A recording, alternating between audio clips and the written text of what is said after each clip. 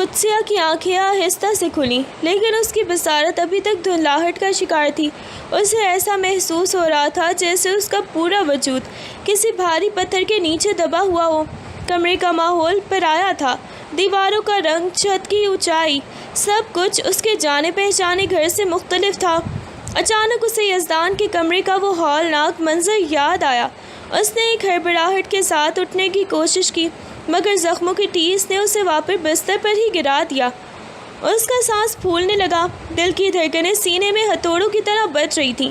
وہ ابھی ٹھیک سے سنبھلی بھی نہیں تھی کہ دروازہ آہستہ سے کھلا اور المیر خان زادہ کمرے میں داخل ہوا۔ المیر کو دیکھتے ہی قدسیہ کا رد عمل انتہائی شدید تھا۔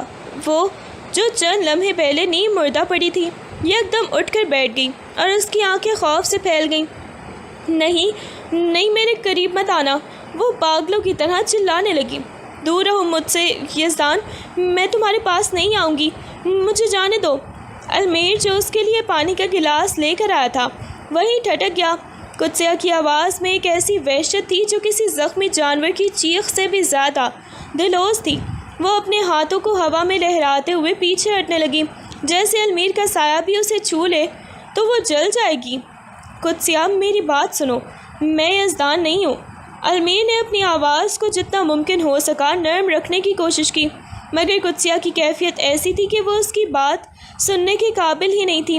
وہ چیخ رہی تھی، رو رہی تھی اور خود کو چادر میں سمیٹ کر بستر کے دوسرے کونے میں دب گئی تھی۔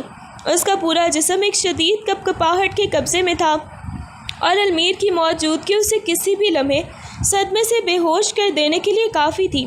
المیر نے کوئی جلدی نہیں کی، وہ خاموشی سے قدسیہ کے بستر سے کافی فاصلے پر فرش پر ہی ایک کرسی کھینچ کر بیٹھ گیا۔ اس نے اپنے دونوں ہاتھ اپنے گھٹنوں پر رکھے تاکہ قدسیہ کو صاف نظر آئے کہ اس کے ہاتھوں میں کوئی ہتھیار نہیں، نہ ہی کوئی ایسی حرکت ہے جو اسے مزید خوف زدہ کرے۔ اس نے اپنی نظریں قدسیہ کے چہرے پر سے ہٹا کر ایک طرف کر لیں، جس سے اسے ایک چھوٹا سا تحفظ محسوس ہوا تھا۔ میں یزدان نہیں ہوں، المیر نے دھیمی ٹھہری ہوئی اور پرسکون آواز میں کہا۔ میں المیر خان زادہ ہوں، میں نے تمہیں سڑک سے اٹھایا ہے۔ اگر میں تمہیں نقصان پہنچانا چاہتا تو سڑک پر ہی چھوڑ دیتا، وہاں تم کسی بھی درندے کا شکار بن سکتی تھی۔ وہ خاموش ہوا، پھر ایک گہری سانس لے کر دوبارہ بولا، یہاں صرف تم ہو اور میں، اور یہ کمرہ تمہارے سوا کسی کے لیے نہیں ہے۔ میں تمہیں ہاتھ بھی نہیں لگاؤں گا جب تک تم خود نہ کہو۔ میں صرف تمہارے لیے یہاں پانی اور دوا لے کر آیا ہوں۔ دیکھو، میں وہاں سے اٹھ کر اس کرسی پر بیٹھ گیا ہوں، میں تمہارے بہت دور ہوں۔ اس نے اپنی آواز میں وہ سختی ختم کر دی تھی جو ہمیشہ ہی اس کے لہجے کا خاصہ تھی۔ وہ جانتا تھا کہ اس وقت الفاظ سے زیادہ اس کا خاموش رہنا اور فاصلہ رکھنا قدسیہ کو اعتماد دلا سکتا ہے۔ وہیں بیٹھے بیٹھے اس نے پانی کا گلاس میز پر رکھا اور ایک قدم پیچھے ہٹ گیا، جیسے وہ قدسیہ کی اس فضا میں اپنی مداخلت کو مکمل طور پر ختم کر رہا ہو۔ اس کی نظریں اب بھی نیچے جھکی ہوئی تھیں۔ وہ قدسیہ کے رد عمل کا انتظار کر رہا تھا، اس امید کے ساتھ کہ شاید اس کی اس نرمی کو وہ سمجھ پائے۔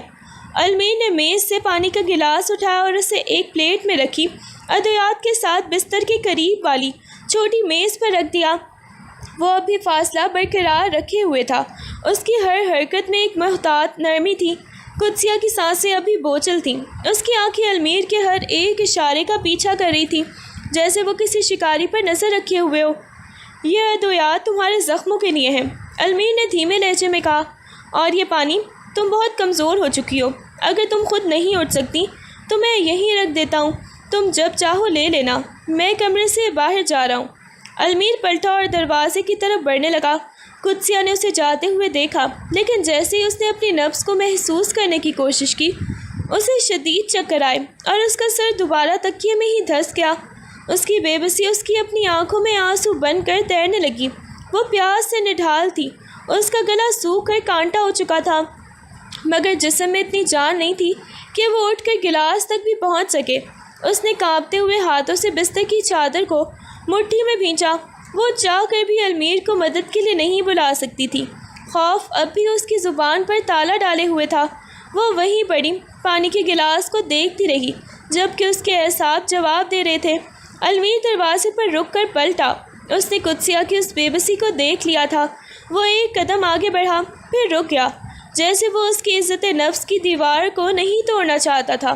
کمرے میں ایک کرخناک خاموشی چھا گئی، جہاں پانی کا وہ گلاس قدسیہ کے لیے کسی شراب سے کم نہیں تھا۔ المیر کمرے سے باہر نکل گیا، لیکن اس کی موجودگی کا احساس اب بھی کمرے کی ہواؤں میں موجود تھا۔ قدسیہ بستر پر لیٹی ساکت تھی، مگر اس کا دماغ ایک اندھی اور خوفناک سرنگ میں داخل ہو چکا تھا۔ وہ باہر سے پرسکون لگ رہی تھی، لیکن اندر سے وہ بار بار اسی کمرے میں واپس جا رہی تھی جہاں یزدان نے اس کے وجود کو ریزہ ریزہ کر دیا تھا۔ آنکھیں بند کرتے ہی اسے یزدان کی وہ ہنسی سنائی دینے لگتی، ایک ایسی ہنسی جس میں درندگی اور تکبر کا زہر گھلا تھا۔ اسے محسوس ہوتا جیسے یزدان کے بھاری ہاتھ اس کے بالوں میں الجھے ہوئے ہیں اور وہ چیخ رہی ہے، مدد مانگ رہی ہے، مگر حویلی کے دروازے بند ہیں۔ وہ ہر بار اسی منظر کو دیکھتی، وہ کمرہ، وہ فرش جہاں اسے گھسیٹا گیا، اور وہ ٹھنڈا بے حصہ ماحول جہاں اس کی آبرو کا سودا کیا گیا۔ اس کے ذہن میں یزدان کی وہ وحشیانہ آواز گونجتی، تم حیات خان کی بیٹی ہو، تمہاری چیخیں میری جیت کا گیت ہیں۔ اس کا دل زور زور سے دھڑکنے لگتا، اسے اپنے جسم پر وہی بوجھ محسوس ہوتا جو اس رات یزدان کا تھا، اور وہ خود کو بچانے کے لیے بستر پر ہی ہاتھ پاؤں مارنے لگتی۔ ماضی کی وہ اذیت آج بھی اسے اسی طرح چھنی کر رہی تھی جیسے وہ وقت ابھی نہیں گزرا۔ وہ آنکھیں کھول کر دیواروں کو دیکھتی تو اسے ایسا لگتا جیسے دیواروں پر وہی منظر دوبارہ چل رہا ہو۔ وہ ہانپنے لگتی، پسینے میں شرابور ہو جاتی اور اپنے آپ کو گلے سے لگا کر سسکیاں لینے لگتی۔ اس کی ذہنی حالت ایسی تھی کہ وہ اس سچائی اور اس خواب کے درمیان فرق کرنے کی صلاحیت ہی کھو چکی تھی۔ وہ بار بار اس درندگی کی قید میں واپس چلی جاتی جہاں سے بچ کر نکلنے کا کوئی راستہ اسے دکھائی نہیں دیتا تھا۔ المیر کمرے میں سے باہر نکل کر برآمدے میں کھڑا ہو گیا جہاں ڈاکٹر زویا اس کا انتظار کر رہی تھی۔ اس کے چہرے پر موجود تناؤ کسی ڈھکے چھپے راز کی طرح نہیں تھا، بلکہ ایک واضح اور سرد عزم کی عکاسی کر رہا تھا۔ وہ ٹھیک سے کھا بھی نہیں رہی زویا، المیر نے اپنی آواز کو قابو میں رکھتے ہوئے کہا۔ اس کا ذہن اس واقعے سے باہر ہی نہیں آ رہا، وہ ہر لمحے وہی سب کچھ دوبارہ جی رہی ہے۔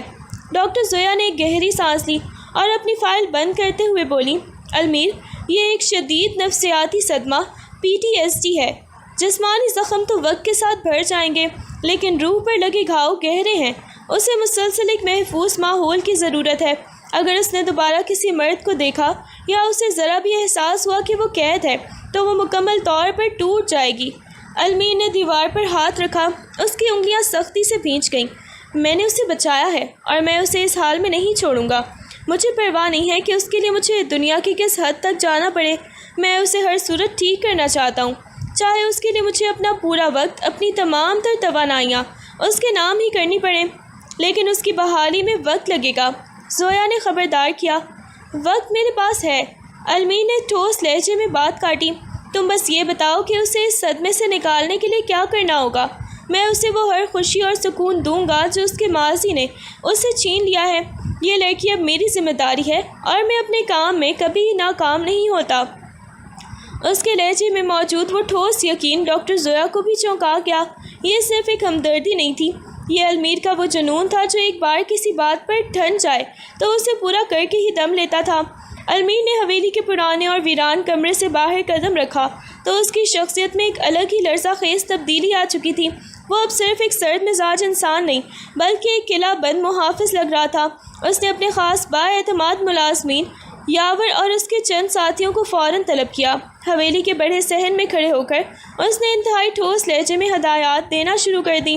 آج سے اس حویلی کے دروازے مکمل طور پر بند رہیں گے، کسی بھی پرندے کو بھی اندر آنے کی اجازت نہیں ہوگی۔ باہر کا ہر راستہ، ہر کھڑکی اور ہر گیٹ پر گارڈز تعینات کرو۔ یاور جو المیر کے تیور دیکھ کر پہلے ہی چوکنا تھا، اس نے سر جھکا لیا۔ المیر نے اپنی جیب سے ایک چھوٹی سی چابی نکالی اور اسے یاور کی طرف بڑھاتے ہوئے کہا، یہ اس خاص حصے کی چابی ہے جہاں صرف اور صرف ڈاکٹر زویا کا داخلہ ہوگا۔ اس کے علاوہ اگر کوئی بھی، چاہے وہ میرے گھر کا کوئی فرد ہی کیوں نہ ہو، اس حویلی کے قریب بھی نظر آیا تو اسے فوراً روک دیا جائے گا۔ اگر کسی نے سوال کیا تو کہنا کہ حویلی مرمت کے مراحل میں ہے اور اندر کیمیکل کا کام ہو رہا ہے جس سے خطرہ ہو سکتا ہے۔ اس نے گہری نظر حویلی کی اونچی دیواروں پر ڈالی۔ اس نے پورے احاطے میں جدید خفیہ کیمرے اور الارم سسٹم لگوانے کا حکم دیا تاکہ اندر کسی بھی قسم کی غیر معمولی سرگرمی یا باہر سے ہونے والی ہلچل پر اس سے ہر لمحہ بلمحہ خبر مل سکے۔ وہ اس لڑکی کی شناخت کو، اس کے وجود کو اور اس کی تکلیف کو دنیا کی نظروں سے اتنا دور کر دینا چاہتا تھا کہ کسی کو شک بھی نہ ہو سکے۔ اس حویلی کے ارد گرد اس نے خوف اور خاموشی کی ایک ایسی دیوار کھڑی کر دی تھی جس کو توڑنا ناممکن تھا۔ وہ اب کسی بھی قسم کی لاپرواہی کا متحمل نہیں ہو سکتا تھا۔ المیر نے کمرے میں قدم رکھا تو اسے وہاں ایک خوفناک سناٹا محسوس ہوا۔ قدسیہ بستر پر اس طرح بیٹھی تھی جیسے وہ کسی پتھر کا مجسمہ ہو۔ اس کی آنکھیں کھلی تھی لیکن ان میں زندگی کا کوئی بھی شائبہ نہیں تھا۔ وہ بس ایک نقطے پر دیوار کے خالی حصے پر جمی ہوئی تھی۔ المیر نے کچھ فاصلے پر رکھ کر اسے پکارا، قدسیہ۔ کوئی جواب نہیں ملا۔ اس کے ہونٹوں پر لرزش تک نہیں ہوئی۔ المیر نے اسے پانی کا گلاس پیش کیا اور نرمی سے کہا، کچھ پی لو، تم نے دن بھر سے کچھ نہیں لیا۔ قدسیہ نے پلک تک نہیں جھپکی۔ اس کا وجود بستر پر موجود تھا لیکن اس کی روح کہیں بہت دور کسی تاریک خلا میں قید ہو چکی تھی۔ اس کی خاموش چیخوں سے زیادہ تکلیف دہ تھی۔ وہ المیر کی موجودگی سے اب ڈر نہیں رہی تھی کیونکہ اب وہ کسی بھی چیز کو محسوس کرنے کے قابل ہی نہیں بچی تھی۔ اس کی آنکھوں سے آنسو بھی خشک ہو چکے تھے اور وہ بس اس طرح خلا میں گھور رہی تھی جیسے وہ کسی ایسی دنیا کو دیکھ رہی ہو جہاں صرف اندھیرا ہے۔ المیر کو اس کی خاموشی خوف زدہ کرنے لگی۔ وہ جانتا تھا کہ جب انسان بولنا چھوڑ دے تو اس کا مطلب ہے کہ وہ اندر سے پوری طرح بکھر چکا ہے۔ اس نے ہاتھ بڑھا کر اس کے کندھے کو چھونے کی کوشش کی مگر قدسیہ نے اپنے جسم کو ایک ایسی سرد مہری سے کھینچ لیا کہ المیر کا ہاتھ ہوا میں ہی رک گیا۔ وہ اب ایک ایسی دیوار کے پیچھے چھپ چکی تھی جہاں تک پہنچنا المیر کے لیے بھی ناممکن معلوم ہو رہا تھا۔ ڈاکٹر زویا نے اپنے اسٹیتھوسکوپ کو گلے میں ڈالا اور قدسیہ کے کمرے سے باہر نکلتے ہوئے المیر کے چہرے کی طرف دیکھا۔ اس کی پیشانی پر فکر کی لکیریں گہری تھیں۔ المیر، زویا نے دھیمی مگر سنجیدہ آواز میں بات شروع کی، تم نے سیکیورٹی کا انتظام تو بہت سخت کر دیا ہے لیکن یہ لڑکی قید سے باہر آ چکی ہے۔ اب اس کا ذہن قید میں ہے۔ اس کی یہ خاموشی کسی بھی طوفان کا پیش خیمہ ہو سکتی ہے۔ یہ صدمہ اس کے وجود کی گہرائیوں میں اتر چکا ہے۔ المیر نے اپنی نظریں جھکا لیں۔ اس کے چہرے پر ایک عجیب سی بے بسی تھی۔ زویا نے ایک قدم آگے بڑھایا اور اسے متوجہ کرتے ہوئے بولی، تمہارا یہ حفاظتی حصار، یہ پہرے، یہ سب اسے تحفظ تو دیں گے لیکن اس کے زخموں کو نہیں بھریں گے۔ قدسیہ کو اس وقت دواؤں سے زیادہ کسی ایسے رشتے کی ضرورت ہے جو اسے یہ یقین دلا سکے کہ وہ زندہ ہے اور اسے چاہنے والے موجود ہیں۔ اسے محبت، نرمی اور شفقت کے لمس کی ضرورت ہے۔ اگر اسے محبت کا احساس نہ دیا گیا تو وہ اپنے اندر ہی دم توڑ دے گی۔ المیر نے ایک بار پھر کمرے کی بند کھڑکی کی طرف دیکھا جہاں قدسیہ ایک لاش کی طرح ساکت بیٹھی تھی۔ محبت؟ المیر نے تلخ مسکراہٹ کے ساتھ دہرایا، زویا، میں نے تو خود زندگی میں کبھی محبت کو نہیں سمجھا۔ میں اسے وہ احساس کیسے دوں جس سے میں خود نہ واقف ہوں؟ پھر سیکھنا پڑے گا۔ زویا نے سنجیدگی سے کہا، اگر تم اسے واپس لانا چاہتے ہو تو تمہیں اپنی سرد مہری کو چھوڑ کر اس کے قریب ہونا پڑے گا۔ اسے پیار کی زبان سمجھاؤ ورنہ تم صرف ایک زندہ لاش کی طرح حفاظت ہی کر رہے ہو۔ المیر کچھ نہ بولا مگر اس کی آنکھوں میں ایک کشمکش شروع ہو گئی تھی۔ زویا کے الفاظ اس کے ذہن میں کسی ہتھوڑوں کی طرح بج رہے تھے۔ اسے احساس ہوا کہ اب اسے صرف ایک محافظ نہیں بلکہ ایک مسیحا بن کر قدسیہ کے قریب جانا ہوگا۔ ڈاکٹر زویا کی باتیں المیر کے ذہن میں کسی گونج کی طرح پیوست ہو گئی تھیں۔ اس نے خود کو آئینے میں دیکھا اور اسے اپنی آنکھوں میں وہی پرانی بے حسی نظر آئی لیکن آج پہلی بار اس بے حسی کے پیچھے ایک عجیب سی خلش تھی۔ وہ واپس کمرے میں داخل ہوا۔ قدسیہ اب بھی اسی انداز میں بیٹھی تھی مگر اس بار المیر نے کرسی پر بیٹھنے کے بجائے فرش پر اس کے بستر کے پاس گھٹنے ٹیک دیے۔ اس نے اپنے ہاتھوں کو، جنہیں وہ ہمیشہ ایک سخت گیر حاکم کی طرح استعمال کرتا تھا، آہستہ سے قدسیہ کے ہاتھوں کے قریب کیا۔ اس نے ہاتھ کو چھوا نہیں، بس اس کے اوپر سے گزارا تاکہ وہ اس کی موجودگی کو محسوس کر سکے۔ میں جانتا ہوں تم ڈری ہوئی ہو۔ المیر کی آواز میں وہ سختی نہیں تھی جو اس کے معمول کا حصہ تھی۔ تمہیں لگتا ہے کہ ہر مرد وہی درندگی کا استعارہ ہے جو تمہارے ماضی میں تھا، لیکن میں صرف ایک انسان ہوں جو تمہیں اس تکلیف سے نکالنا چاہتا ہے۔ اس نے ایک گہری سانس لی۔ اس کی سرد مزاجی کی برف پگھل رہی تھی اور اس کی جگہ ایک ایسی ہمدردی لے رہی تھی جسے المیر نے برسوں تک اپنے اندر دبائے رکھا تھا۔ اس نے قدسیہ کے سر کے پاس ایک چھوٹا سا پھول رکھا، شاید باغ سے توڑا ہوا ایک عام سا گلاب، اور اسے دیکھ کر مسکرانے کی کوشش کی۔ میں نہیں جانتا کہ محبت کیا ہوتی ہے، اس نے بہت دھیمے لہجے میں کہا، لیکن میں یہ ضرور جانتا ہوں کہ تمہاری یہ خاموشی مجھے تکلیف دیتی ہے۔ میں یہاں تمہارے پاس بیٹھا ہوں جب تک تم کہو گی نہیں، میں یہاں سے نہیں ہلنے والا۔ تم اکیلی نہیں ہو، یہ پہلی بار تھا کہ المیر خانزادہ نے کسی کے سامنے اپنی انا کو گھٹنے ٹیکنے پر مجبور کر دیا تھا۔ اس کا رویہ اب ایک ایسا محافظ سے زیادہ ایک ایسے شخص کا تھا جو خود بھی ٹوٹا ہوا تھا اور اب کسی دوسرے کے ٹوٹے ہوئے وجود کو سہارا دے رہا تھا۔ قدسیہ نے اپنی نظریں ایک لمحے کے لیے المیر کی طرف موڑی اور اس کی آنکھوں میں پہلی بار خوف کے ساتھ ساتھ ایک ہلکی سی الجھن نظر آئی، ایک ایسی الجھن جو اس بات کی علامت تھی کہ اب وہ تنہا نہیں ہے۔ اگلی صبح جب کمرے میں ہلکی سی دھوپ کھڑکی کے راستے اندر آئی تو قدسیہ کو لگا کہ شاید یہ اس کے لیے فرار کا بہترین وقت ہے۔ المیر ابھی کمرے میں نہیں تھا اور کمرے کا دروازہ نیم وا تھا۔ اس کے اعصاب میں ایک عجیب سی بے چینی تھی، ایک ایسا جنون کہ اسے کسی بھی قیمت پر اس جگہ سے نکلنا ہے۔ وہ لڑکھڑاتے قدموں سے بستر سے اتری، اس کا سر چکرا رہا تھا اور اس کے کمزور وجود میں چلنے کی سکت نہیں تھی، مگر اس کا دماغ صرف ایک ہی مقصد پر اٹکا ہوا تھا، یہاں سے باہر نکلنا۔ وہ دیواروں کا سہارا لیتی ہوئی دروازے تک پہنچی۔ اسے لگا جیسے وہ اس قید سے آزادی پا لے گی۔ جیسے ہی اس نے دروازہ دھکیلا وہ تھوڑی سی اور ہمت جمع کر کے صحن کی طرف بھاگنے کی کوشش کرنے لگی، لیکن اس کے زخم اور ذہنی کمزوری نے اس کا ساتھ نہیں دیا۔ اچانک اس کا پاؤں لڑکھڑایا اور وہ اپنا توازن کھو بیٹھی۔ اس سے پہلے کہ وہ فرش پر زور سے گرتی، ایک مضبوط اور آہنی گرفت نے اسے تھام لیا۔ المیر جو عین اسی وقت راہداری سے گزر رہا تھا بجلی کسی تیزی سے آگے بڑھا اور اس کے گرتے ہوئے وجود کو اپنی باہوں میں سمیٹ لیا۔ قدسیہ نے چیخنے کی کوشش کی مگر اس کی گلے سے آواز نہیں نکلی۔ وہ المیر کے سینے سے ٹکرائی اور اس کی گرفت اتنی سخت تھی کہ قدسیہ چاہ کر بھی خود کو چھڑا نہ سکی۔ المیر کا دل اس کے سینے میں کسی ڈھول کی طرح بج رہا تھا۔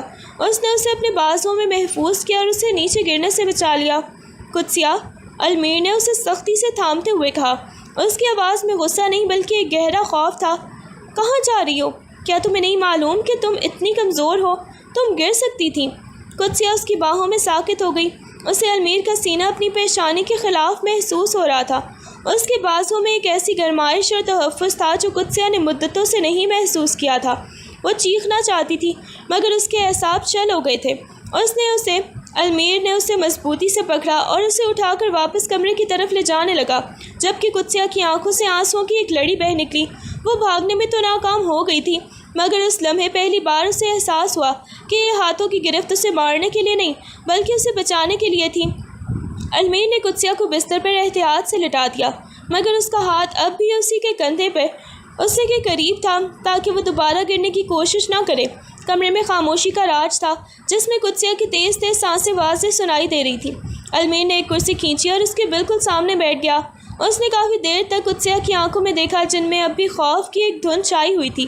اس نے اپنی آواز کو جتنا ہو سکتا تھا دھیما اور مخلص بنایا۔ قدسیہ، اس نے اس کا نام لیتے ہوئے توقف کیا جیسے وہ نام کی گہرائی کو محسوس کر رہا ہو۔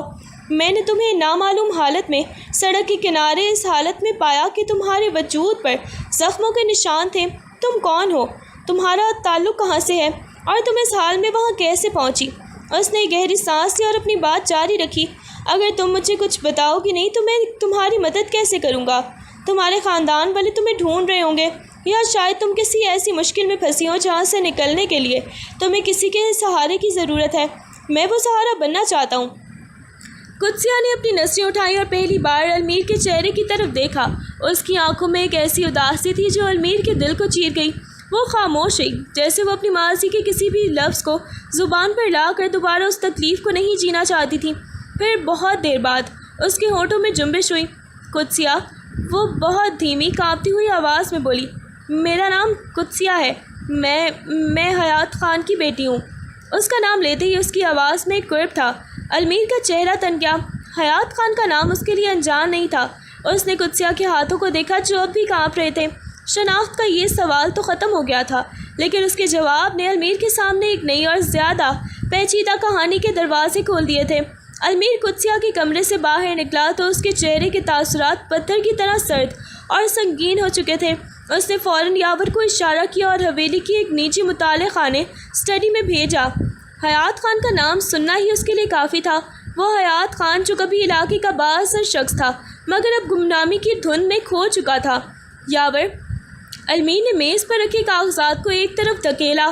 حیات خان کی بیٹی قدسیہ کے بارے میں پچھلے چند مہینوں کا تمام ریکارڈ نکالو اور خاص طور پر اس کا تعلق یزدان سے کس طرح جڑا ہے، مجھے ہر ایک تفصیل چاہیے۔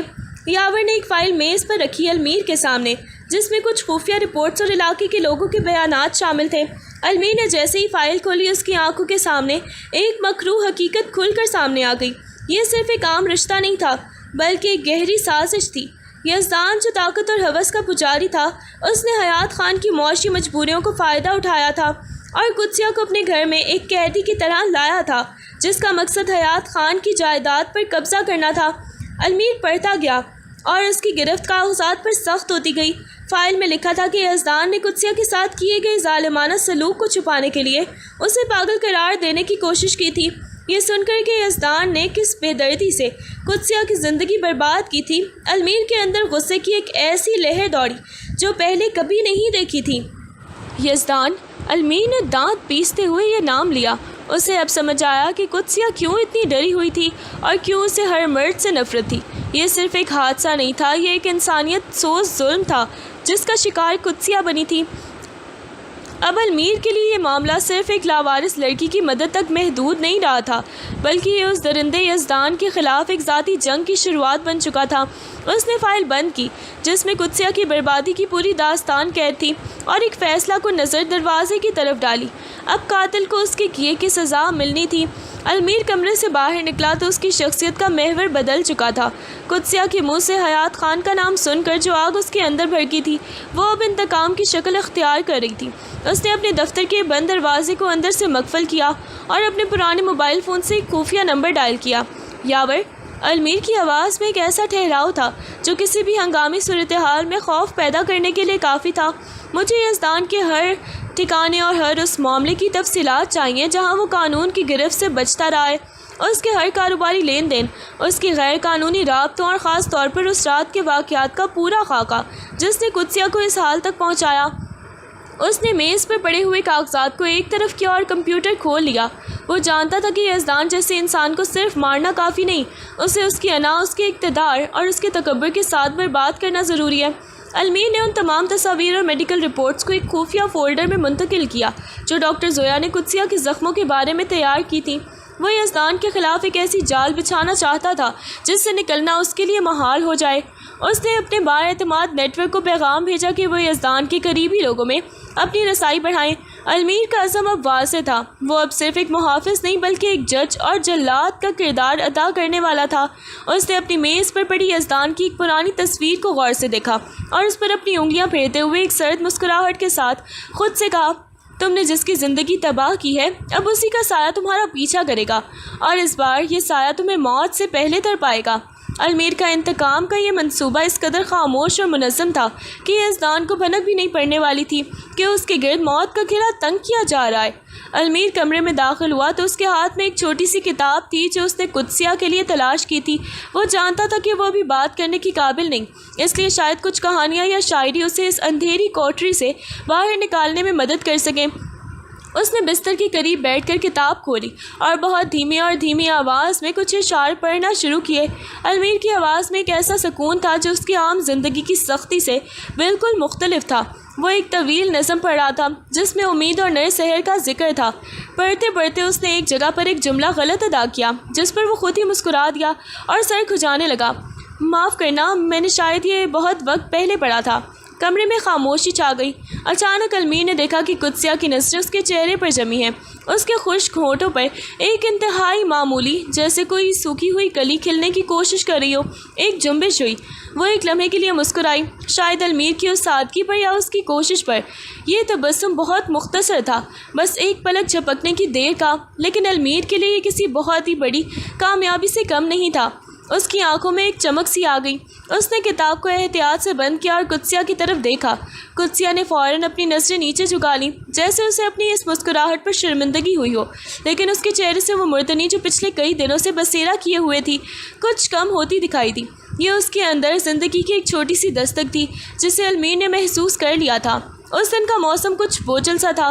علمیر کے مسلسل صبر اور کتاب پڑھنے کے معمول نے قدسیہ کے دل میں ایک نرم گوشہ پیدا کر دیا تھا۔ وہ اب علمیر سے ڈرنے کے بجائے ایک عجیب سے انسیت محسوس کرنے لگی تھی، جیسے وہ اس کے لیے کوئی دیوار نہیں بلکہ پناہ گاہ ہو۔ علمیر جب خاموشی سے کمرے میں بیٹھا اسے دیکھ رہا تھا۔ قدسیہ نے اچانک ایک لمبی آہ بھری۔ اس کی آواز جو کئی دنوں سے قید تھی ایک کپکپاہٹ کے ساتھ باہر نکلی۔ میرے گھر میں دیواریں بھی مجھے اجنبی لگتی تھیں۔ المیر کا چہرہ فوراً متوجہ ہو گیا۔ اس نے اپنی جگہ سے ہلنے کی ہمت نہیں کی تاکہ وہ قدسیہ کو بولنے سے نہ روک دے۔ قدسیہ کی آنکھوں میں ماضی کے مناظر فلم کی طرح چلنے لگے۔ میری سوتیلی ماں، ان کی نظریں ہمیشہ میرے وجود کو یوں دیکھتی تھیں جیسے میں اس گھر میں کوئی بوجھ ہوں۔ انہوں نے کبھی مجھے بیٹی نہیں سمجھا۔ ہر کام، ہر لمحہ وہ مجھے احساس دلاتی تھی کہ میرا یہاں کوئی حق نہیں۔ جب یزدان کا رشتہ آیا تو انہوں نے میری مرضی پوچھے بغیر مجھے ایک سودے کی طرح بیچ دیا۔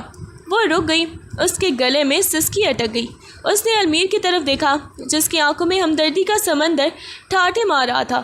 وہ صرف یزدان کو نہیں دیکھتی تھی، وہ اس کی دولت اور حیثیت کو دیکھتی تھی جو یزدان کے پاس تھی۔ انہوں نے مجھے اس آگ میں جھونک دیا، یہ جانتے ہوئے بھی کہ وہ شخص کیسا ہے۔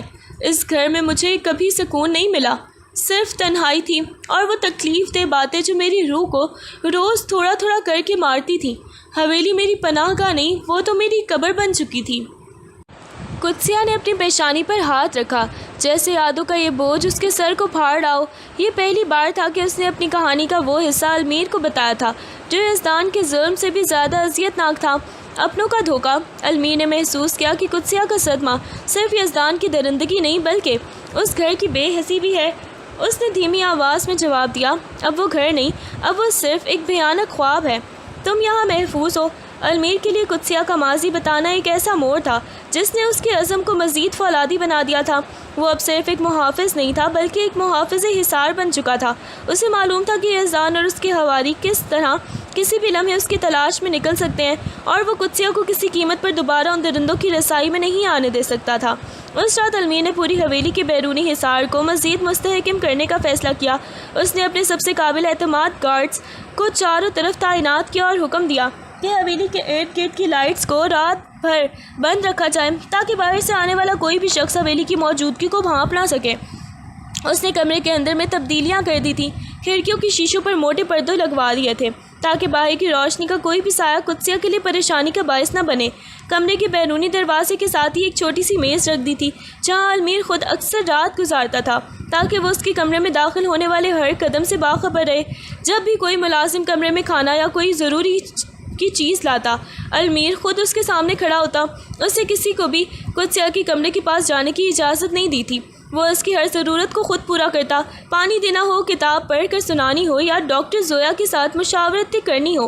وہ قدسیہ کے گرد ایک ایسا غیر مرئی قلعہ تعمیر کر رہا تھا جس کی بنیادیں خوف نہیں بلکہ اس کی حفاظت تھیں۔ وہ قدسیہ کو اس دنیا سے کاٹ کر ایک ایسے محفوظ دائرے میں لا رہا تھا جہاں یزدان کی پہنچ سے دور اس کا سایہ بھی داخل نہیں ہو سکتا تھا۔ اس حفاظتی حصار کے اندر المیر خاموشی سے پہرا دیتا، اس بات کا یقین کرنے کے لیے کہ قدسیہ کا سکون کسی بھی خارجی لہر سے متاثر نہ ہو۔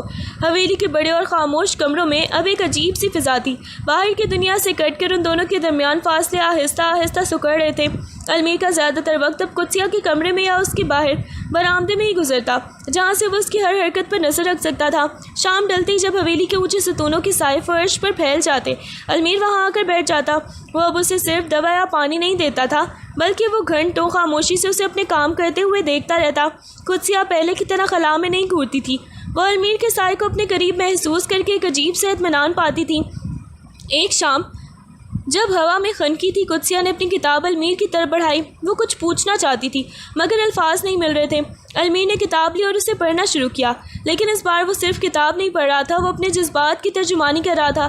پڑھتے پڑھتے وہ رک جاتا اور اپنی زندگی کی کچھ تلخ حقیقتیں، کچھ تنہائی کے لمحات قدسیہ کے ساتھ شیئر کرتا۔ تمہیں لگتا ہے کہ صرف تم نے اپنوں سے دھوکہ کھایا ہے؟ المیر نے دھیمے لہجے میں کہا، میں نے تو پوری زندگی ہی تنہائی کے نام کر دی تھی۔ اس حویلی کی دیواریں جتنی مضبوط ہیں، میرا دل بھی اتنا ہی ویران رہا ہے۔ قدسیہ نے پہلی بار المیر کے چہرے پر ایک ایسی تھکن دیکھی جو شاید اسے بھی برسوں سے اندر ہی اندر کھا رہی تھی۔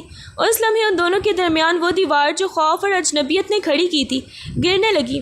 جذباتی دوری جو کبھی ایک پہاڑ جیسی لگتی تھی اب برف کی طرح پگھل رہی تھی۔ وہ دونوں ایک ہی چھت تلے دو مختلف اذیتوں کے شکار تھے، لیکن اس تنہائی نے انہیں ایک دوسرے کے قریب کر دیا تھا۔ قدسیہ نے پہلی بار المیر کی طرف دیکھ کر ایک ہلکی سی مسکراہٹ دی جو اس بات کا ثبوت تھی کہ وہ اب اس ویران حویلی میں تنہا نہیں تھی۔ المیر نے محسوس کیا کہ اس کے دل کی وہ ویرانی جو برسوں سے بسیرا کیے ہوئے تھی قدسیہ کی موجودگی سے روشن ہونے لگی ہے۔ اس کی یہ خاموش گفتگو کے الفاظ سے کہیں زیادہ گہری اور معنی خیز تھی۔ وقت کے ساتھ ساتھ اس قدیم حویلی کی اداسی میں ایک نئی لہر در آئی تھی۔ قدسیہ کے لیے اب المیر کی موجودگی محض ایک محافظ کا ہونا نہیں تھا، بلکہ ایک ایسی ڈھال بن چکی تھی جو اسے ہر آنے والے طوفان سے محفوظ رکھتی تھی۔ وہ اب اس کی نظروں میں خوف کی بجائے ایک ایسا یقین تلاش کرنے لگی تھی جس کی اسے برسوں سے تلاش تھی۔ ایک روز جب باہر طوفانی ہواؤں نے حویلی کی کھڑکیوں کو زور زور سے بجانا شروع کر دیا، قدسیہ کے ذہن میں یزدان کی درندگی کے وہ خوفناک مناظر دوبارہ ابھرنے لگے۔ وہ صحن کے بستر کے کونے میں دبک گئی، اس کی سانسیں اکھڑنے لگیں اور وہ کانپنے لگی تھی۔ جیسے ہی المیر دروازے سے اندر داخل ہوا، اس نے قدسیہ کی حالت کو دیکھ کر بھانپ لیا۔ وہ تیزی سے اس کے قریب پہنچا، لیکن اس بار قدسیہ نے خود کو اس سے دور نہیں کیا۔ اس نے اپنی کانپتی ہوئی انگلیاں المیر کی قمیص کے کنارے پر مضبوطی سے جما لی۔ المیر رک گیا، اس کا دل ایک عجیب سی کیفیت سے دوچار تھا۔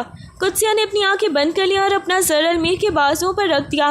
یہ ایک ایسا عمل تھا جو اس کے مکمل بھروسے کا اظہار تھا۔ مجھے یہاں سے جانے مت دینا، قدسیہ نے پہلی بار کسی مطالبے کی طرح نہیں، نہایت ہی التجا بھرے لہجے میں کہا تھا۔ المیر نے اسے آہستگی سے اپنی پناہ میں لے لیا۔ اس نے محسوس کیا باہر کی دنیا میں صرف بھیڑیے ہیں، یہاں صرف تم ہو۔ المیر نے اسے آہستگی سے اپنی پناہ میں لے لیا۔ اس نے محسوس کیا کہ قدسیہ کا جسم جو پہلے ہی لمحے اکڑا رہتا تھا، اب اس کے حصار میں آ کر پرسکون ہو رہا ہے۔ وہ اب المیر کو ایک انجان مرد کے طور پر نہیں، بلکہ اپنی روح کے لیے ایک پناہ گاہ کے طور پر دیکھنے لگی تھی۔ اس کا یہ اعتماد المیر کے لیے کسی بھی بڑی فتح سے بڑھ کر تھا۔ وہ جان گیا تھا کہ قدسیہ کی بازیابی کا سب سے مشکل مرحلہ یعنی اعتماد کی بحالی اب کامیابی سے طے ہو چکا ہے۔ اس نے سر جھکا کر قدسیہ کے بالوں کو چھوا اور اس کے دل میں یہ عزم مزید پختہ ہو گیا تھا کہ وہ اس لڑکی کی حفاظت کے لیے اپنی جان تک داؤ پر لگا دے گا۔ حویلی کی خاموشی اب پہلے جیسی ویران نہیں رہی تھی۔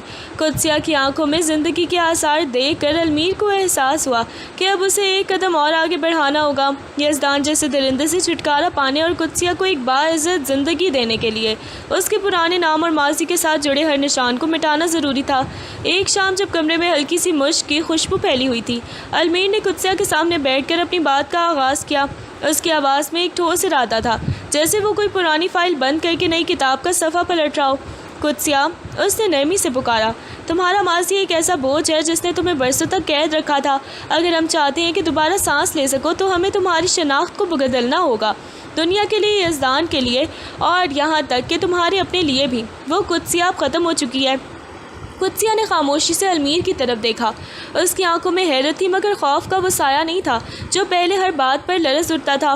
المیر نے اپنی بات جاری رکھی، میں تمہیں ایک نئی زندگی دینا چاہتا ہوں، ایک ایسی شناخت جس میں کوئی دکھ، کوئی یزدان، کوئی سوتیلی ماں نہ ہو۔ تم اب یہاں سے کہیں دور ایک نئی دنیا میں اپنی مرضی سے جی سکو گی۔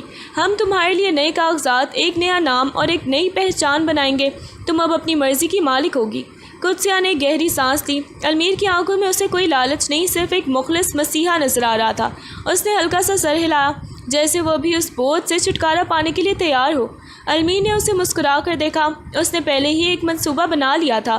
وہ اسے کسی ایسی جگہ بھیجے گا جہاں کوئی اسے پہچان نہ سکے، جہاں وہ اپنی تعلیم مکمل کر دے اور جہاں اس کی پہچان صرف اس کی اپنی ذات ہو۔ یہ المیر کے لیے ایک امتحان تھا۔ اسے اس طرح لڑکی کو چھوڑنا تھا جس نے اس کی اپنی حفاظت کے حصار میں پالا تھا، تاکہ وہ اپنی پرواز خود بھر سکے۔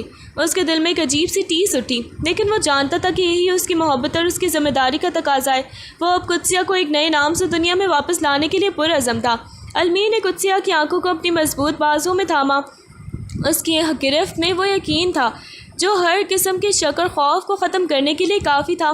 کمرے میں جلتی مدھم سی روشنی اس کے چہرے پر پڑ رہی تھی، جس میں ایک عزم تھا جو کبھی متزلزل نہیں ہو سکتا تھا۔ میری بات غور سے سنو، المیر نے ٹھہر ٹھہر کر کہا، اور اس کی آواز میں ایک ایسی گہرائی تھی جو سیدھی دل میں اتر گئی۔ جس جہنم سے تم نکل کر آئی ہو، اس کے دروازے میں نے ہمیشہ کے لیے بند کر دیے ہیں۔ تم اب دوبارہ اس تاریکی میں نہیں جاؤ گی۔ یزدان ہو یا تمہارا وہ گھر، وہ سب اب تمہاری تاریخ کا ایک ایسا حصہ ہے جسے کوئی مٹا نہیں سکتا، لیکن وہ تمہارے مستقبل کا حصہ کبھی نہیں بنیں گے۔ قدسیہ نے المیر کی آنکھوں میں دیکھا، جہاں اسے اپنے لیے ایک اٹوٹ حفاظت نظر آئی۔ تمہیں لگتا ہے کہ وہ تمہیں ڈھونڈ لیں گے؟ المیر نے ہلکی سی مسکراہٹ کے ساتھ سر ہلایا۔ جب تک میری سانس چل رہی ہے، اس زمین پر کوئی طاقت نہیں ہے جو تمہیں اس حصار سے باہر لے جا سکے۔ میں نے ہر وہ راستہ، ہر وہ ثبوت مٹا دیا ہے جو تمہاری طرف جاتا ہے۔ تم اب ایک آزاد انسان ہو، ایک نئی صبح کی مسافر ہو۔ کل کا دن تمہاری زندگی کا وہ پہلا دن ہوگا جب تم اپنی مرضی سے سانس لوگی۔ المیر کا لہجہ اب حکم کا نہیں بلکہ ایک وعدے کا تھا، ایک ایسا ہے جو اس نے خود سے اور قدسیہ سے کیا تھا۔ اس نے قدسیہ کے ماتھے پر اپنا ہاتھ رکھا جیسے اسے برکت دے رہا ہو۔ قدسیہ نے اپنی آنکھیں موند لیں۔ پہلی بار اسے محسوس ہوا کہ اس کا سارا بوجھ اتر گیا ہے۔ وہ اب کسی کا شکار نہیں تھی بلکہ ایک ایسی پناہ گاہ میں تھی جہاں تحفظ ہی اس کی تقدیر تھا۔ المیر کا یہ یقین قدسیہ کے لیے اس نئی زندگی کی سب سے بڑی بنیاد بن گیا تھا۔ آپ کا یہ ناولٹ بہت ہی جذباتی اور شدت سے بھرپور ہے۔ المیر کا کردار جو شروع میں ایک سرد اور پر اسرار شخصیت کے طور پر سامنے آیا تھا، اب قدسیہ کے لیے ایک ہمدرد اور مسیحی میں تبدیل ہو چکا تھا۔ کیا آپ اس کہانی کو کسی موڑ پر لے کر جانا چاہتے ہیں، جیسے المیر اور قدسیہ کے مستقبل کا کوئی نیا چیلنج یا ان کے درمیان بڑھتی ہوئی قربت کا کوئی اور پہلو ہو؟ حویلی کے دوسرے حصے میں، جہاں خاموشی کا راج تھا، راہم کے کمرے کا دروازہ زور سے کھلا۔ راہم باہر نکلا تو اس کی حالت دیکھنے سے تعلق رکھتی تھی۔ اس کے بال بکھرے ہوئے تھے، قمیض کے کالر کے بٹن کھلے تھے، اور اس کی آنکھیں جو عام طور پر ایک چوکنا شکاری کی طرح ہوتی تھیں، اب وحشت اور خوف سے بری طرح ڈوب چکی تھیں۔ اس کا چہرہ زرد پڑ چکا تھا اور پیشانی پر پسینے کے قطرے موتیوں کی طرح چمک رہے تھے۔ وہ دیواروں کو اس طرح دیکھ رہا تھا جیسے وہ اسے اپنی طرف آتی محسوس ہو رہی ہوں۔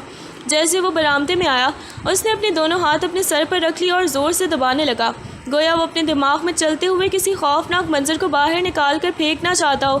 اس کے ہونٹوں سے ایک دبی ہوئی لرزہ خیز آواز نکلی۔ وہ کچھ کہنا چاہ رہا تھا مگر اس کا گلا رند گیا تھا۔ وہ چند قدم چل کر دیوار کے ساتھ ٹیک لگا کر بیٹھ گیا، اور اس کی نظریں کسی غیر مرئی شے کو ڈھونڈ رہی تھیں۔ یہ وہ صدمہ تھا جو کسی گہری حقیقت کے انکشاف یا کسی ڈراؤنے خواب کی سچائی سے جنم لیتا ہے۔ اس کا پورا وجود اس طرح تھرتھرا رہا تھا جیسے اسے اندر سے کسی نے توڑ کر رکھ دیا ہو۔ اس لمحے راہم کی وہ پروکار اور خود اعتماد شخصیت مکمل طور پر بکھر چکی تھی۔ وہ اب ایک ایسا انسان لگ رہا تھا جس نے حقیقت کا ایسا بھیانک چہرہ دیکھ لیا ہو جسے برداشت کرنا اس کے بس میں نہیں تھا۔ اس کی خاموشی میں وہ وحشت تھی جو حویلی کی فضا میں ایک عجیب سی لرزہ طاری کر رہی تھی۔ راہم جب ڈگمگاتے قدموں کے ساتھ برآمدے میں نکل آیا تھا تو کمرے کے اندر کا منظر اس سے بھی زیادہ دلخراش تھا۔ گلمیرا جو ہمیشہ ایک مضبوط اور پروکار چہرے کے پیچھے اپنی تکالیف چھپائے رکھتی تھی، اب مکمل طور پر ٹوٹ کر بکھر چکی تھی۔ وہ کمرے کے بیچوں بیچ قالین پر ایسے بیٹھی تھی جیسے اس کی زندگی کی ساری ڈوریاں ایک ہی جھٹکے میں ٹوٹ گئی ہوں۔ اس کے ہاتھ اپنے چہرے پر تھے اور اس کے کندھے شدت گریا سے مسلسل لرز رہے تھے۔ کمرے میں رکھی ہوئی چیزیں جو کبھی اس کی تربیت اور حسن کا منہ بولتا ثبوت تھی، اب بے ترتیب ہو کر گر پڑی تھیں۔ اس کی سسکیاں کمرے کی چار دیواریوں میں کسی زخمی پرندے کی کوک کی طرح گونج رہی تھیں۔ اس کا میک اپ آنسوؤں سے دھل کر اس کے رخساروں پر کالے دھبوں کی طرح پھیل چکا تھا، اور اس کی آنکھوں میں ایک ایسی ویرانی تھی جو وقت کے گزرنے کے ساتھ ساتھ مزید گہری ہوتی جا رہی تھی۔ وہ وقتاً فوقتاً اپنے آپ کو بازوں میں سمیٹ لیتی جیسے وہ خود کو بکھرنے سے بچانے کی ناکام کوشش کر رہی ہو۔ کمرے کے کونے میں جلتی ہوئی مدھم سی لائٹ میں اس کا سایہ دیوار پر ایک لرزتے ہوئے ڈھانچے کی طرح دکھائی دیتا تھا۔ گلمینا کے لیے یہ صرف ایک جذباتی شکست نہیں تھی بلکہ یہ اس کے خوابوں کے ملبے تلے دب جانے کی علامت تھی۔ اس کا وجود اب کسی ایسی شیشے کی مانند تھا جسے ہزاروں ٹکڑوں میں تقسیم کر دیا گیا ہو اور اسے جوڑنا اب کسی کے بس میں نہیں تھا۔ اس کی ٹوٹ پھوٹ اس کمرے کی فضا میں ایک ایسی ٹھنڈک بھر چکی تھی کہ وہاں سے سانس لینا بھی محال معلوم ہوتا تھا۔ حویلی کی خاموشی جو اب تک ایک خاص وقار کا پتہ دیتی تھی، اچانک کسی مرثیے میں بدل گئی۔ راہم کی وحشت اور گلمینا کے ٹوٹنے کی خبر ہی بھی جان تک پہنچی تو وہ جیسے اندر سے ہی ختم ہو گئی۔ وہ اپنی چارپائی پر نیم دراز تھی، لیکن ان کی آنکھوں میں ایک ایسی بے بسی تھی جو طویل عمری کے تجربات بھی نہ سمیٹ سکے۔ یہ کیا قیامت ٹوٹی ہے میرے گھر پر؟ ان کی آواز میں ایک ایسی تھرتھراہٹ تھی کہ پاس کھڑی ملازمائیں بھی رو پڑیں۔ بی جان کا بلڈ پریشر اچانک اس حد تک گر گیا تھا کہ ڈاکٹر زویا کو فوری طور پر بلوانا پڑا۔ گھر کے ہر کونے میں ایک بوجھل سناٹا تھا جس کو توڑنے کی ہمت کسی میں نہ تھی۔ وہ جو کبھی حویلی کی رونق اور نظم و ضبط کی علامت تھیں، اب خود زندگی اور موت کی کشمکش میں مبتلا ہو گئی تھیں۔ ان کے کمرے میں ادویات کی بو اور مایوسی کے سائے گہرے تھے۔ حویلی کے صحن میں اب وہ پہلے جیسی چہل پہل نہیں تھی۔ ملازم سر جھکائے دبے پاؤں چل رہے تھے جیسے کسی کے گزر جانے کا سوگ منا رہے ہوں۔ گھر کے بڑے دیوان خانے میں جہاں اکثر محفلیں جمتی تھیں، وہاں اب صرف اندھیرا اور اداسی تھی۔ دیواروں پر لگی تصویریں بھی جیسے اس ماتم زدہ ماحول میں اپنی اصلیت کھو چکی تھیں۔ باہر کی دنیا کو لگ رہا تھا کہ حویلی میں سب ٹھیک ہے، مگر اندر کا منظر کسی قبرستان جیسا تھا۔ ہر طرف ایک غیر اعلانیہ ماتم تھا، کسی کے کردار کے ٹوٹنے کا، کسی کے خوابوں کے بکھر جانے کا، اور کسی کے تقدس کے پامال ہونے کا۔ بی جان کی بیماری نے اس دکھ کو ایک ایسی حتمی شکل دے دی تھی جس سے اب فرار ممکن نہیں تھا۔ حویلی اب ایک گھر نہیں بلکہ ان تمام رازوں اور صدمات کا مرکز بن چکی تھی جو آہستہ آہستہ اسے پورے خاندان کو اپنی لپیٹ میں لے رہے تھے۔ المیر کے انتقامی منصوبے کا پہلا قدم یعنی یزدان کے نیٹ ورک کو تباہ کرنا عثمان کی گرفتاری کے ساتھ شروع ہوا۔ یاور نے نہایت ہی خاموشی اور پیشہ ورانہ مہارت سے عثمان کو اس کے خفیہ ٹھکانے سے دبوچ لیا۔ پولیس کی گاڑیاں جب حویلی کے عقب سے عثمان کو لے کر نکلی تو المیر دور کھڑا یہ منظر دیکھ رہا تھا سارا۔ عثمان کی چیخیں اور اس کی دی ہوئی دھمکیاں اس رات کی ہوا میں ہی تحلیل ہو رہی تھیں، مگر یہ گرفتاری محض ایک قانونی کارروائی نہیں تھی۔ جیسے ہی عثمان کو حالات میں ڈالا گیا، یاور نے وہ تمام ثبوت جو المیر نے اکٹھے کیے تھے نامعلوم ذرائع سے میڈیا اور شہر کے بااثر حلقوں تک پہنچا دیے۔ سچ کا پھیلنا کسی جنگل کی آگ کی طرح تھا۔ اگلے ہی دن اخبارات کی شہ سرخیوں اور سوشل میڈیا پر عثمان کا نام اس طرح اچھالا گیا کہ اس کا چھپانا ناممکن ہو گیا۔ وہ صرف ایک فرد نہیں تھا بلکہ یزدان کے کالے دھندے اور قدسیہ پر ہونے والے مظالم کا سب سے بڑا گواہ بن چکا تھا۔ گرفتاری کے چند گھنٹوں بعد ہی شہر میں افواہوں اور حقیقتوں کا ایک طوفان برپا ہو گیا۔ لوگ اب سرگوشیاں کر رہے تھے کہ کس طرح ایک بے بس لڑکی کے ساتھ ظلم ہوا اور کون کون اس جرم میں شامل تھا۔ عثمان کی گرفتاری نے یزدان کے غرور کو پہلی بار جھٹکا دیا تھا، لیکن المیر جانتا تھا کہ یہ ابھی صرف ابتدا ہے۔ سچ کے اس سیلاب نے حویلی کے مکینوں کے لیے مشکلات کے نئے دروازے کھول دیے تھے۔ اب یزدان کے لیے اپنے آپ کو بے گناہ ثابت کرنا محال ہوتا جا رہا تھا، اور عثمان کا پولیس کی حراست میں ہونا اس بات کی ضمانت تھا کہ یزدان کا ہر ایک راز اب آہستہ آہستہ دنیا کے سامنے آ کر رہے گا۔ گرفتاری تو عثمان کی ہوئی تھی، لیکن حقیقت میں پورا نظام ظلم لرز اٹھا تھا۔ حویلی کی فضا میں ابھی بھی عثمان کی گرفتاری اور پھیلنے والے سچ کا زہر گھلا ہوا تھا کہ راہم نے اپنی خاموشی توڑنے کا فیصلہ کر لیا۔ اس کے چہرے پر وہ وحشت کچھ دیر جو پہلے تھی وہ اب ایک پتھراؤ جیسی سرد مہری میں تبدیل ہو چکی تھی۔ اس نے ڈرائنگ روم کے عین وسط میں قدم رکھا جہاں گلمینہ صوفے پر نیم بے ہوش پڑی تھی۔ راہم کی آواز میں کوئی لرزش نہیں تھی، وہ کسی کٹہرے میں کھڑے جج کی طرح سنائی دے رہی تھی۔ یہاں جو کچھ بھی ہوا اور جن رازوں نے اس حویلی کا تقدس پامال کیا ہے، اس کے بعد میرے پاس کوئی اور راستہ نہیں بچا۔ اس نے ایک گہری سانس لی اور گلمینہ کی طرف دیکھا جس کی آنکھیں حیرت اور خوف سے پھٹی ہوئی تھیں۔ گلمینہ، میں نے تمہیں بہت موقع دیا، لیکن تم نے میرے خاندان کے نام کو جس طرح رسوا کیا ہے، اب اس کا کفارہ صرف تمہاری جدائی ہے۔ تم آج اسی وقت اس گھر سے نکل جاؤ۔ گلمینہ کا چہرہ بالکل سفید پڑ گیا۔ راہم، یہ کیا کہہ رہے ہو تم؟ میں تمہاری بیوی ہوں، اس گھر کی بیوی بہو ہوں۔ اس کی آواز میں ایک چیخ سی تھی، لیکن راہم نے اپنا ہاتھ اٹھا کر اسے خاموش کروا دیا۔ تم میری بیوی تھی جب تک تم نے اس گھر کی مٹی کو دھوکہ نہیں دیا تھا۔ آج کے بعد تمہارا مجھ سے، اس حویلی سے اور اس خاندان سے کوئی تعلق نہیں ہے۔ میرے گارڈ تمہیں اس حویلی کی حدود سے باہر چھوڑ آئیں گے۔ بی جان جو دور سے یہ سب دیکھ رہی تھی کراہ کر رہ گئیں۔ حویلی کے ملازمین سہمے ہوئے کھڑے تھے۔ یہ منظر ان کے لیے کسی قیامت سے کم نہیں تھا۔ راہم نے مڑ کر ایک بار بھی پیچھے نہیں دیکھا۔ اس کا یہ فیصلہ اٹل تھا، ایک ایسا فیصلہ جس نے نہ صرف گلمینہ کی زندگی کو راکھ کر دیا تھا بلکہ حویلی کی صدیوں پرانے وقار کو بھی ریزہ ریزہ کر دیا۔ گلمینہ اب تنہا تھی، ایک ایسی دنیا میں جہاں اسے پناہ دینے والا کوئی نہیں تھا، اور اس کے پیچھے بند ہونے والی حویلی کے دروازے اس کی شکست کا حتمی اعلان تھے۔ حویلی کے باہری آہنی دروازے جب گلمینہ کے پیچھے بند ہوئے تو ان کی گونج نے جیسے اس کی دنیا ہی ختم کر دی۔ وہ باہر کی کچی سڑک پر دھڑام سے گری۔ بارش کا موسم تھا اور آسمان سے برستی بوندیں اس کے چہرے پر موجود آنسوؤں کے ساتھ مل کر اس کی رہی سہی عزت کو بھی مٹی میں ملا رہی تھی۔ وہ اٹھنے کی کوشش کرتی پھر گر جاتی۔ اس نے حویلی کے بند دروازوں کو مٹھی سے پیٹا۔ راہم، میری بات تو سنو، خدا کے لیے میں نے کچھ نہیں کیا، یہ سب الزام ہے، یہ سب سازش ہے۔ اس کی آواز حلق میں ہی دم توڑ رہی تھی۔ اس کے گلے سے نکلنے والی ہر چیخ ایک ایسی بے بسی کا اظہار تھی جسے سننے والا کوئی نہیں تھا۔ اس نے پاس کھڑے گارڈز کے پاؤں پکڑنے کی کوشش کی، اپنی دہائی دی، اپنی بے گناہی کی قسمیں کھائیں، مگر حویلی کے محافظ پتھر بن چکے تھے۔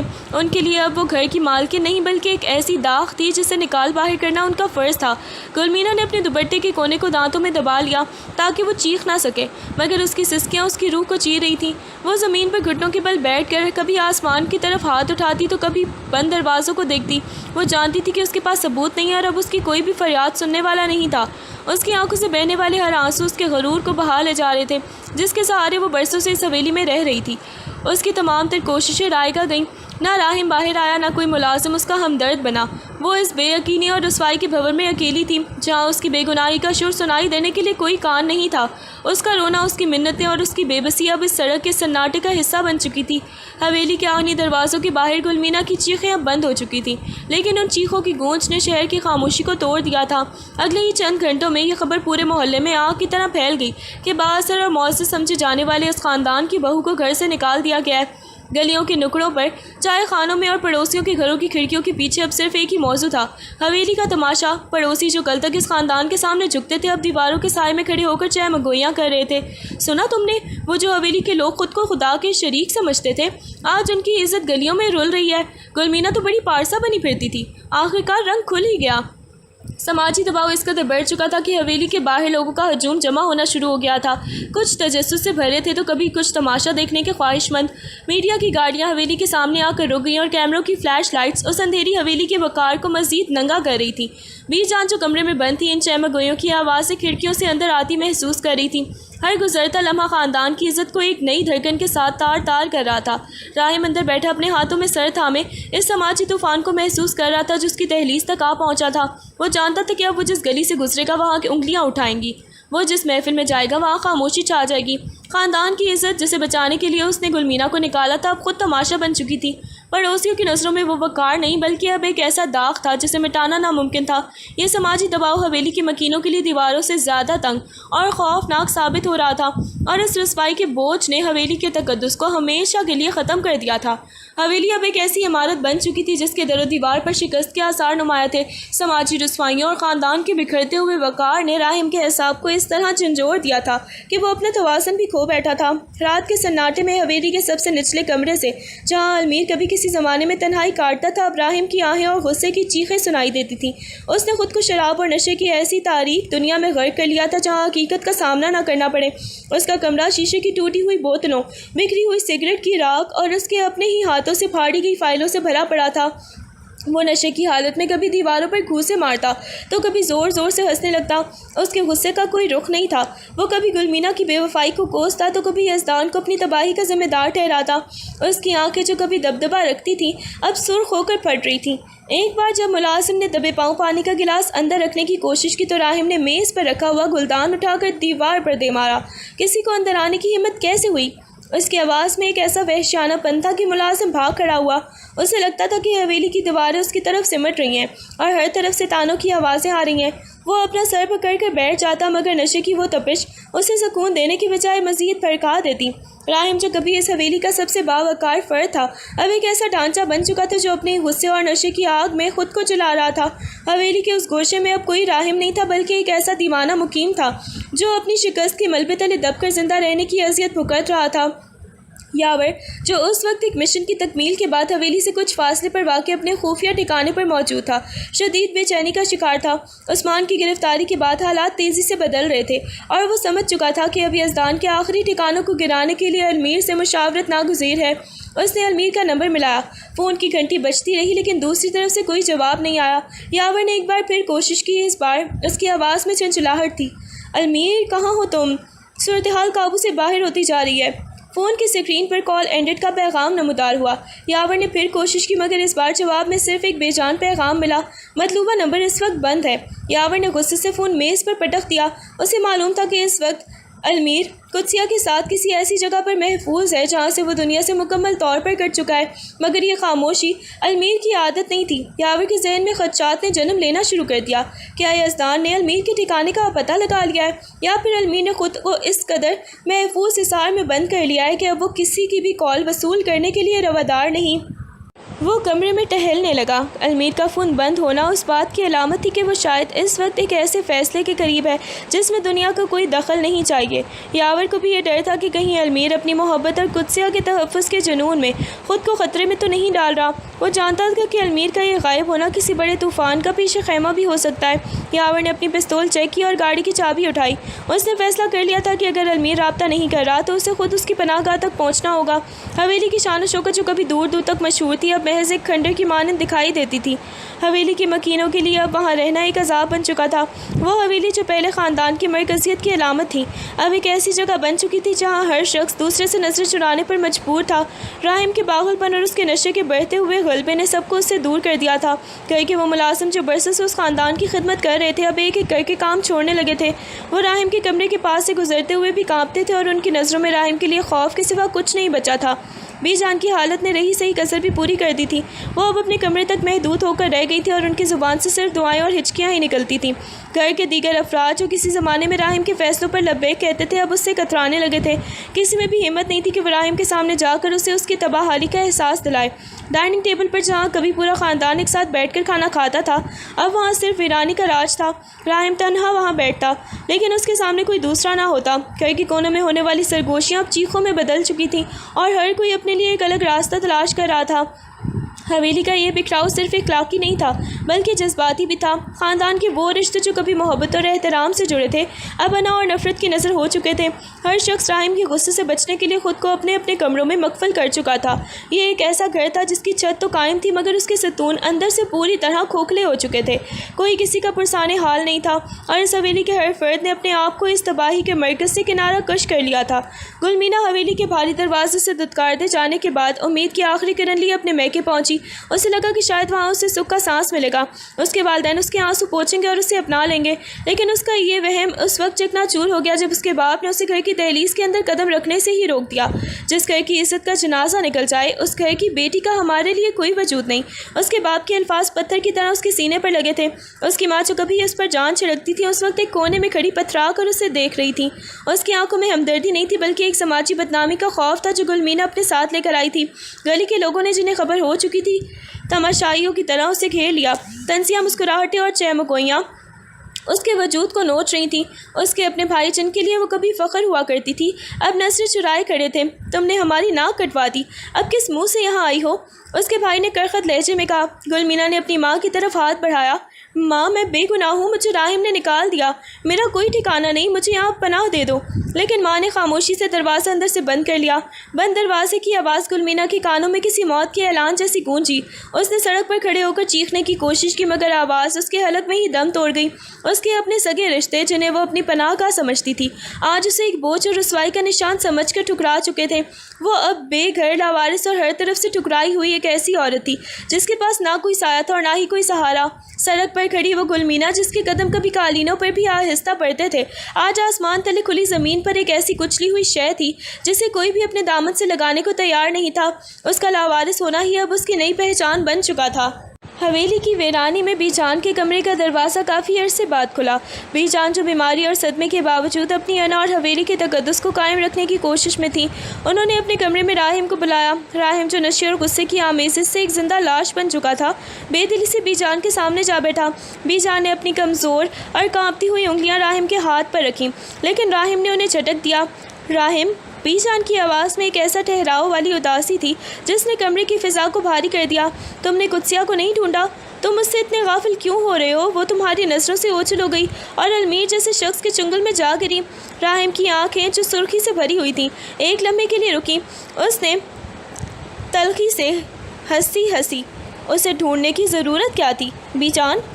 وہ تو خود ایک بوجھ تھی، ایک ایسی آگ جو میرے سینے پر پتھر کی طرح بیٹھی تھی۔ اور رہا المیر تو وہ تو اسے کب کا اپنے حصار میں لے چکا تھا۔ میں اسے ڈھونڈ کر کیا کرتا؟ اسے واپس لا کر اپنی مزید رسوائی دیکھتا۔ بی جان نے گہری آہ بھری۔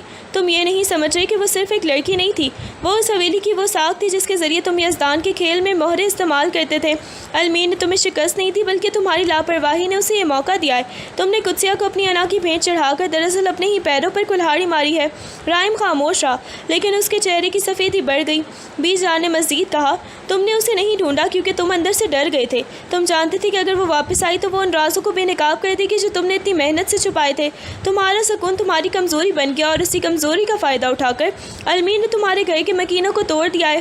تم نے جس چیز کو بوجھ سمجھ کر چھوڑ دیا تھا وہی آج تمہاری تباہ کا سبب بنے گا۔ راحم نے کچھ کہنا چاہا لیکن بی جان کے الفاظ نے اسے لاجواب کر دیا۔ وہ جان گیا تھا کہ بی جان کی بات میں سچائی کا کتنا تلخ ذائقہ تھا۔ المیر کا قدسیہ کو لے جانا صرف ایک اغوا نہیں تھا بلکہ اس کے پورے نظام کو درہم بھرہم کرنے کی ایک سوچی سمجھی چال تھی جس سے وہ اپنی ضد اور غصے کے مارے آنکھیں چراتا رہا تھا۔ المیر کی گاڑی جب حویلی کے مرکزی دروازے پر رکی تو اس کے ٹائروں کی آواز اس ویران حویلی میں کسی طوفان کی آمد کا اشارہ کر رہی تھی۔ اس نے گاڑی کا دروازہ کھولا اور باہر نکلا تو اس کی شخصیت میں ایک عجیب سا ٹھہراؤ والی طاقت تھی جو وہاں موجود ہر فرد کو خاموش کرنے کے لیے کافی تھی۔ وہ حویلی کے اندر داخل ہوا تو اس کے قدموں کی دھمک نے برسوں سے جمی گرد کو جیسے جھنجھوڑ کر رکھ دیا۔